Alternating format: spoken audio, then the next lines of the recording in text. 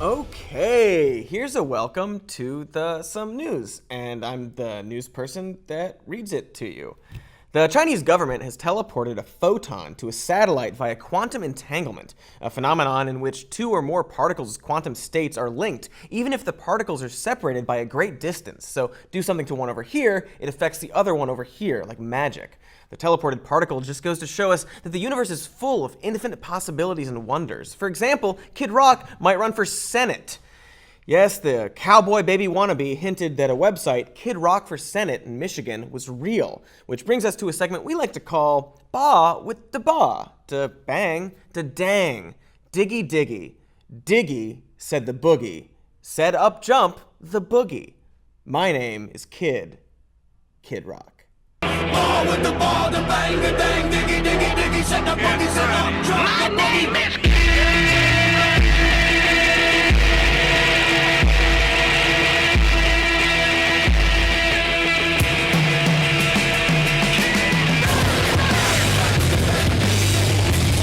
Is that enough? Do I need to, even say anything? Okay, fine. Kid Rock, don't run for Senate.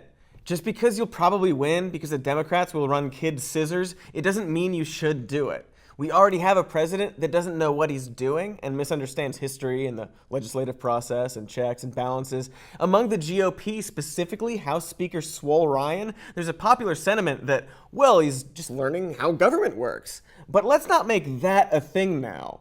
I mean, what do you even stand for, Kid Rock? Quote, I believe if you work your butt off and pay taxes, you should be able to easily understand and navigate the laws, tax codes, healthcare, and everything else the government puts in place that affects us all. That's reasonable.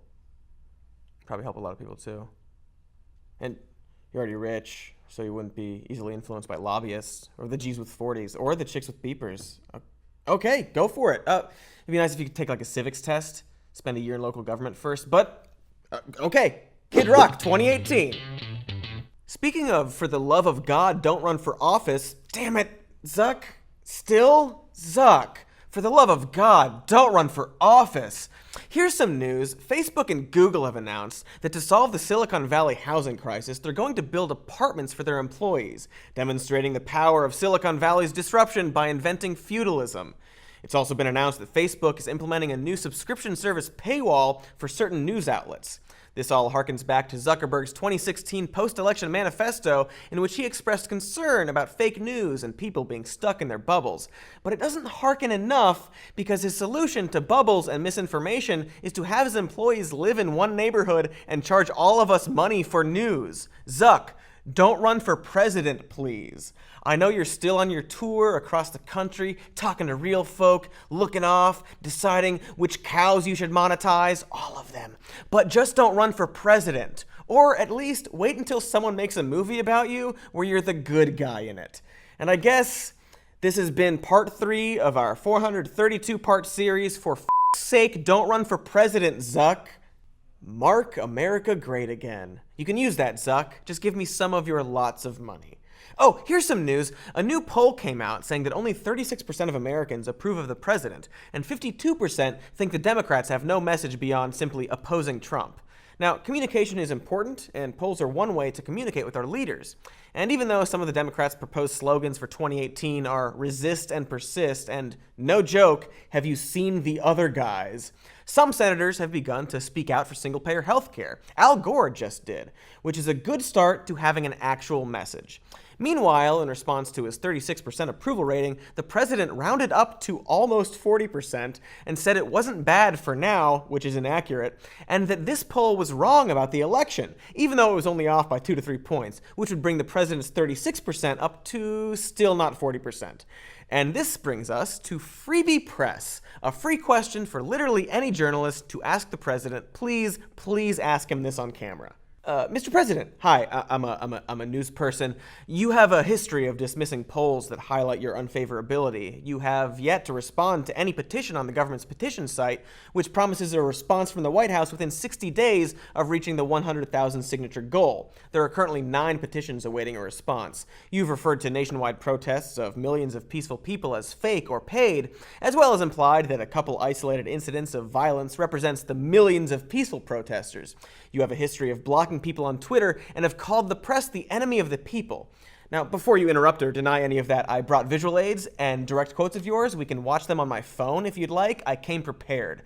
But you're no longer a candidate. You're the president of everyone, and you've dismissed the press, petitions, and protests, all of which were important enough to specifically mention in the First Amendment. So, how do you propose that people communicate to you, Mr. President? If you dismiss all of the people's guaranteed ways to communicate with you, how do you, the president, propose they reach you instead?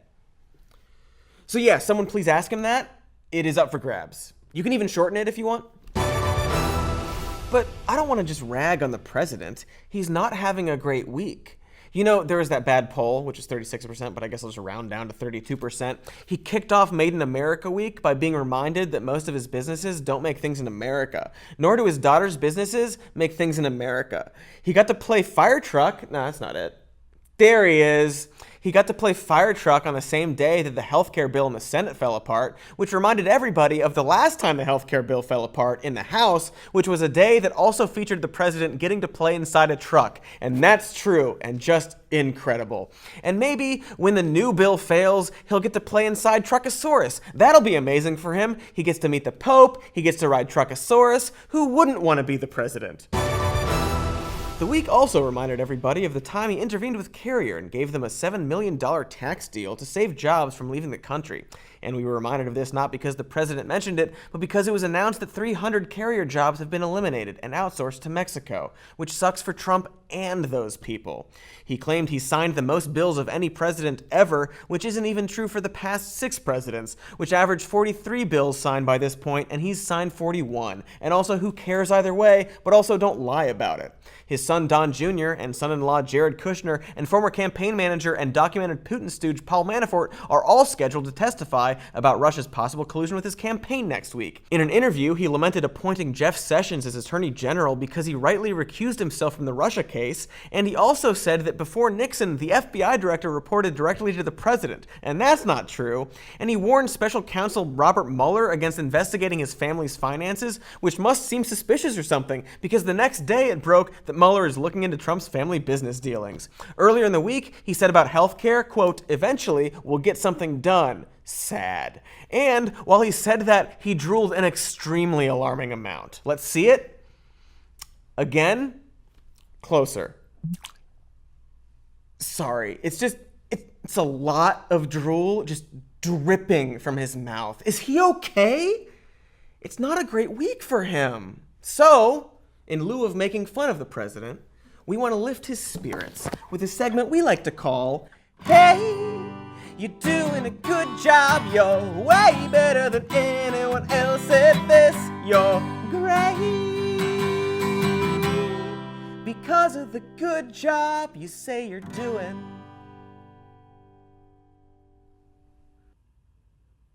Okay, hot take. Trump is actually good? Because, hey, you're doing a good job, man. So recently, Kim Jong-un tested a missile, and you tweeted, does this guy have anything better to do with his life? And if you sort of ignore the hypocrisy from the man promising to beef up the military, who sometimes launches missiles and is impulsive and all that, this kind of rules. Seriously, this is awesome, man, and funny. You're doing a good job. Like, yeah, what, you got nothing better to do than fire missiles, you loser? Yes. And you're calling terrorists losers now? It's great. If you were a different person with different intentions and motivations and personality and psychological issues and wisdom and temperament, I would love this. Not bad. Another good thing you've done, aside from make an accidental point about how blowing people up is bad, is you've blown up more civilians in 6 months than Barack Obama did in his last 2 years. 360 civilians per month for you, 80 per month for him. So that's impressive. That's a lot. So you're doing a good job, number-wise. And you're doing a good job at sort of exemplifying a lot of our societies and countries' big flaws, shining a light on them and attracting more attention to them. And you're doing a good job at fostering a sense of community around the globe in the face of your decisions and words and ideas and personality. And sure, this is petty, but you're doing a good job of letting a comically large glob of drool drip out of your mouth. Thanks for watching. Enjoy this scene from next week's episode.